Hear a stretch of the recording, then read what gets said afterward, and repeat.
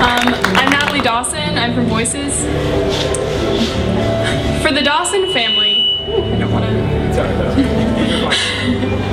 For the Dawson family, which is comprised of my mom, my dad, and me, family meetings are usually a time for what certain religious fringes call mutual criticism.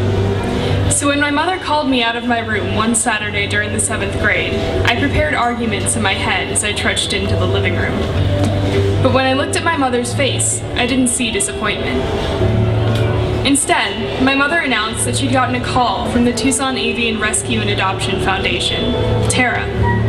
They had 2 birds in need of a home. Her eyes shone with fervent enthusiasm as she told us more about the birds. I wouldn't have been surprised if she had them hiding behind our furniture, waiting to be revealed like the new cars on The Price is Right. Birds as pets were nothing new to me then. I had owned a cockatiel until a few months before, when he'd flown into the desert. Cockatiels are entry-level birds, no bigger than your average dove. But there are birds, small, trilling creatures, and then there are birds with a capital B, the ones whose beaks are uncomfortably large in comparison to your fingers. Most of Tara's rescues were that kind of bird. When we visited Tara, the birds took to my mom instantly. They bent their Archaeopteryx necks to give her a better head-scratching angle.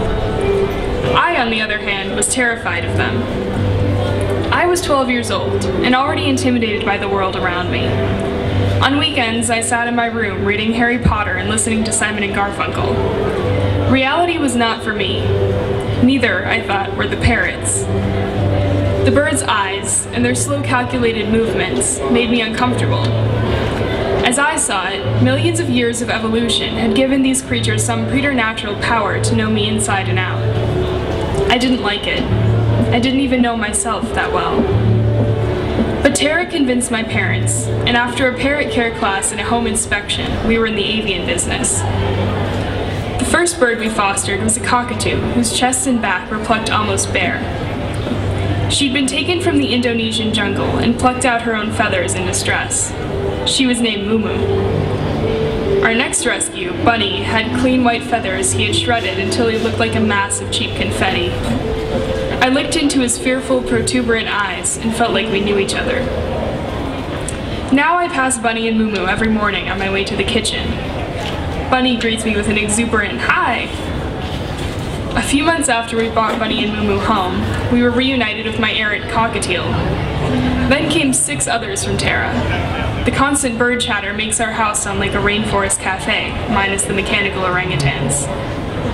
I have come to appreciate the noise and the creatures that create it. The birds' eyes still hold wisdom, but it no longer scares me.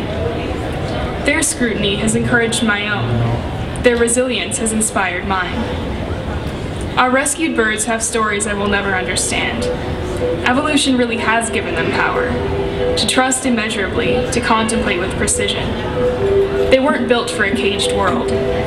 Tara knows that, but they can't fix what has already been done. My family has made the birds belong in a world they were never meant to inhabit. When humans take birds from their natural habitats, we redefine them. But when we rescue birds, we give them a second chance. We allow them to reinvent us. Thank you.